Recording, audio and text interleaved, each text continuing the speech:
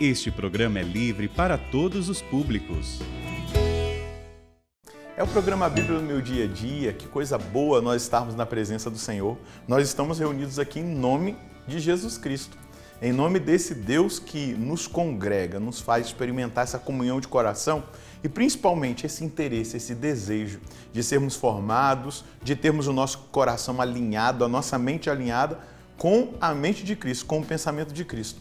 E isso Ele vai fazer acontecer na nossa vida a partir do entendimento da palavra, da escuta da palavra, daquilo que Deus vai nos direcionando. Eu tenho certeza que dia após dia, no contato com a palavra de Deus, na Bíblia no meu dia a dia, nós vamos experimentando esse alinhamento de coração, de sentimento, de pensamento com o Senhor e com a sua graça. Então vamos pedir ao Divino Espírito Santo que nos instrua no estudo de hoje, para que tudo aquilo que Deus quer falar e formar-nos, nós consigamos compreender pela força do Divino Espírito Santo. Em nome do Pai, do Filho e do Espírito Santo. Amém. Vinde, Espírito Santo, enchei os corações dos vossos fiéis e acendei neles o fogo do vosso amor. Enviai o vosso Espírito e tudo será criado e renovareis a face da terra. Oremos, ó Deus que instruíste os corações dos vossos fiéis com a luz do Espírito Santo.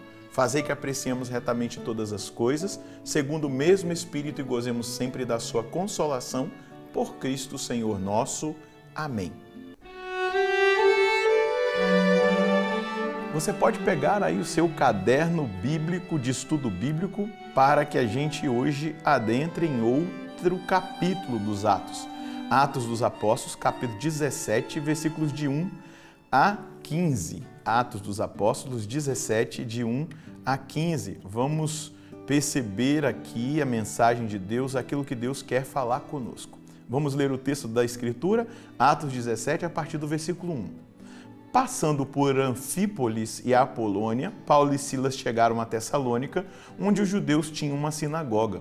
Conforme seu costume, Paulo foi procurá-los e por 3 sábados seguidos discutiu com eles. Partindo das Escrituras, explicava e demonstrava para eles que o Cristo devia morrer e ressuscitar dos mortos. E acrescentava: o Cristo é este Jesus que eu vos anuncio. Alguns judeus se deixaram convencer e aderiram a Paulo e Silas, assim como um bom número de gregos devotos e não poucas mulheres de posição. Tomados de inveja, os judeus pegaram da praça alguns maus elementos, provocaram um tumulto alvoroçando a cidade. Alguns apresentaram-se na casa de Jasão em busca de Paulo e Silas para fazê-los comparecer perante o povo. Não os encontrando, arrastaram a Jasão e alguns dos irmãos diante das autoridades e gritavam: esses homens que estão transtornando o mundo chegaram agora aqui também. E Jasão lhes deu hospedagem. Todos eles vão contra a lei de César, pois afirmam que existe outro rei, Jesus. Ouvindo isso, a multidão e as autoridades ficaram agitadas. Exigiram uma fiança por parte de Jasão e dos outros irmãos, e depois o soltaram. Imediatamente os irmãos fizeram partir Paulo e Silas de noite para Bereia, e logo que aí chegaram, entraram na sinagoga dos judeus. Estes se mostraram mais abertos que os de Tessalônica e acolheram a palavra com muito interesse. Cada dia examinavam as Escrituras para ver se tudo era assim mesmo. E muitos deles abraçaram a fé, inclusive um bom número dentre as mulheres gregas de alta posição e dentre os homens. Quando, porém, os judeus de Tessalônica ficaram sabendo que a palavra de Deus fora anunciada por Paulo também em Bereia, foram lá para agitar e confundir o povo. Imediatamente, os irmãos fizeram Paulo partir para o litoral, enquanto Silas e Timóteo permaneceram ali. Os que acompanhavam Paulo conduziram-no até Atenas e depois voltaram com instruções para que Silas e Timóteo se juntassem a ele o mais depressa possível. Veja que interessante. Palavra de Deus que vai sendo anunciada. E a gente chega em Tessalônica. Tessalônica é uma igreja muito importante, porque ela recebe 2 cartas de Paulo e 2 cartas proféticas, onde Paulo fala de coisas importantíssimas. E é o primeiro escrito do Novo Testamento, a carta aos Tessalonicenses. Tamanha importância da igreja de Tessalônica e principalmente cartas essas que têm um cunho profético que vai falar da parousia, da segunda vinda de Jesus, vai falar da realidade do anticristo. E aqui a gente precisa entender algo muito importante diante do anúncio da palavra, onde Paulo ficou ali alguns dias ensinando que o Cristo Jesus é esse que ele anuncia para eles. Ele é o Kyrios, ele é o Senhor. E essa palavra, ela é uma palavra de realeza. Por isso que esses judeus espertinhos aqui vão dizer que eles estão contra César, não é? Vai dizer, todos eles vão contra a lei de César, porque César era quem governava, era o rei naquela época. Mas é importante a gente entender, e eu vou até voltar aqui na Sagrada Escritura, naquilo que Jesus vai dizer no Evangelho de João, no capítulo 18, no versículo 36. Vamos ver aqui, 18:36. 18:36, vamos lá. Aqui Jesus vai dizer assim,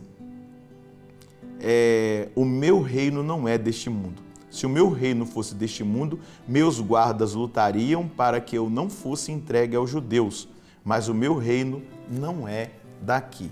Então, eles usam um artifício para tentar enganar, provocar os romanos, né, que estavam aqui nessa cidade, que eles se levantassem contra Paulo, contra Silas e impedissem que eles anunciassem o evangelho. Eles trazem Jasão e alguns que o acolhiam, que acolhiam Paulo e Silas na sua casa. Jasão era um cristão que acolhia Paulo e Silas na sua casa.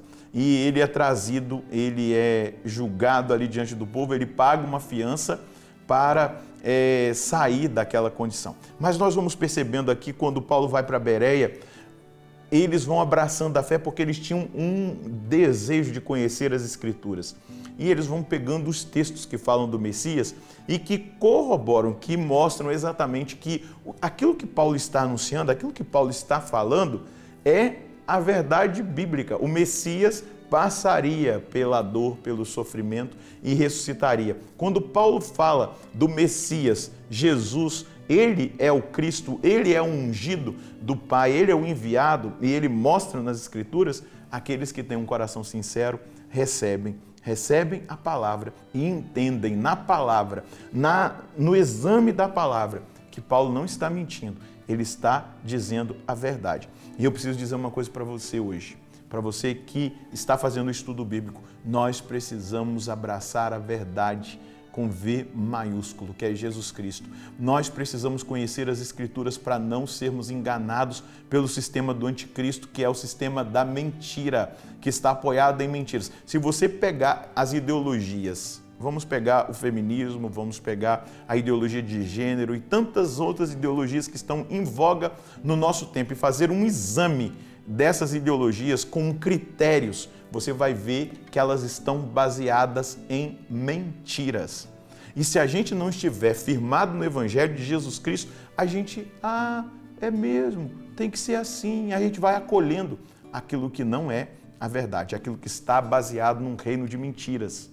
E o reino do anticristo é um reino de mentiras, ele é o mentiroso. E você e eu precisamos estar atentos a examinar as Escrituras. O programa Bíblia no Meu Dia a Dia está nos dando a oportunidade de nós olharmos para a Escritura no Espírito e deixar a Escritura nos modelar a nossa vida.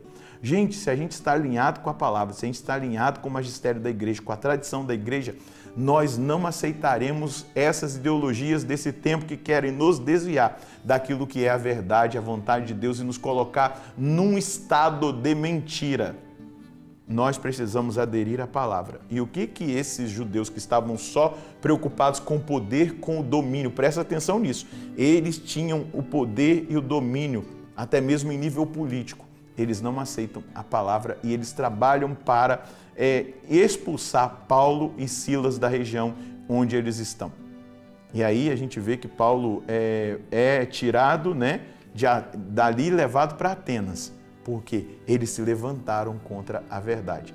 Por isso, querido, querida, mesmo que nós passemos pela perseguição, nós precisamos ficar do lado da verdade. Para mim, a mensagem que eu tiro de hoje é: precisamos ficar do lado da verdade, renunciando a toda mentira do mundo. Renunciando a toda, vou colocar, estrutura de mentiras do mundo influenciado pelo sistema do anticristo. Precisamos ficar do lado da verdade. Como aplicar isso?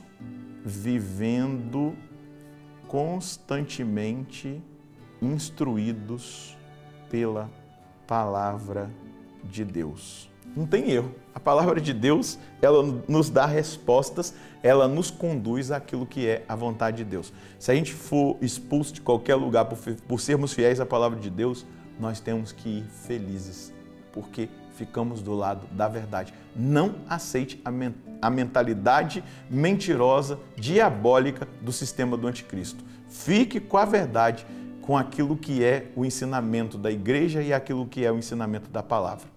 Vamos rezar? Senhor, a sua verdade é fonte de cura, é fonte de transformação, é fonte de libertação para a nossa vida. E essa verdade está contida, Senhor Deus, na Santa Palavra, na Escritura Sagrada, no Antigo Testamento que revela o Novo, que revela o Senhor, que está em função, Jesus, da sua manifestação como Messias, como Senhor, como Quírios, como Rei dos Reis, o Senhor dos Senhores. O seu reino não é desse mundo. E por isso nós precisamos nos deixar influenciar por esse ambiente sobrenatural da sua presença, por essa graça sobrenatural da revelação da sua palavra, e por isso, diante da sua verdade, nós queremos renunciar a todas as mentiras do mundo. Tudo aquilo que talvez tenha contaminado a nossa mente e os nossos pensamentos, aquilo que é ideologia desse tempo, ideologias que têm influenciado tantas mulheres, influenciado tantos homens e desse tempo, Senhor Deus. Então, liberta-nos, faz com que a sua palavra, ouvida, rezada, meditada, possa gerar uma grande obra de libertação na nossa mente, no nosso coração, nos nossos sentidos, nas nossas emoções, para que o nosso coração verdadeiramente escolha a verdade, porque a sua verdade nos alcança, nos transforma e nos liberta. Muito obrigado, Jesus, pela sua palavra que hoje fere o nosso coração e nos chama a atenção. Não aceitem as mentiras muitas vezes ditas pelo sistema desse mundo, porque elas querem nos tirar da verdade do seu reino, que o seu reino não é desse mundo e o Senhor nos tem gerado para a eternidade. Muito obrigado, Senhor. E é exatamente isso, meu querido, minha querida. É muito importante nós percebermos o caminho que Deus está fazendo com Paulo, com Silas, com São Lucas, o caminho da verdade. E essa verdade incomoda aqueles que não querem aceitá-la, que não querem vivê-la e que já estão dominados por esse sistema, que não conseguem mais enxergar um palmo à frente dos seus olhos se não forem envolvidos por uma ideologia. Nós não queremos nenhuma espécie de ideologia, nós queremos, na verdade, aquilo que é a verdade do Evangelho, da Palavra de Deus. Viva, eficaz, uma palavra que ilumina e que nos tira das trevas. Deixa a palavra de Deus te conduzir, deixa a doutrina de Deus conduzir os seus passos, deixa a verdade da tradição da igreja fazer com que você faça as escolhas corretas. Que Deus abençoe você e a sua família. E até o próximo programa, se Deus quiser, no nome do Pai, do Filho e do Espírito Santo. Amém.